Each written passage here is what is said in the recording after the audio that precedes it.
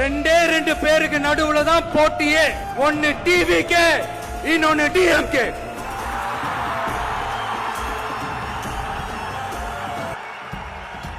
வரும் 2026 தமிழ்நாடு சட்டமன்ற தேர்தலில் ஒரு மாபெரும் அரசியல் மாற்றத்தை கொண்டு வந்து மக்கள் சக்தியின் உதவியுடன் மக்கள் விரும்புகிற ஒரு நல்ல அரசை அமைப்பதில் உறுதியாக இருப்பதால் அதை தடுக்கிறதுக்குன்னு சில பேர் பகல் கனவு காண்பார்கள் இல்லையா? அவங்க எல்லாருக்குமே சொல்லிக்கிறது ஒண்ணுதான், காற்று, மழை, வெயில், இயற்கையை யாரால் கட்டுப்படுத்த முடியும்? யாரால் தடுக்க முடியும்?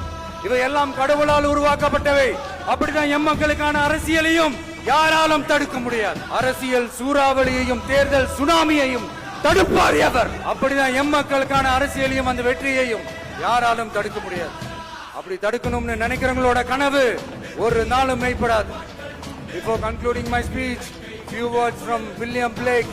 Men may come, men may go, but I go on forever.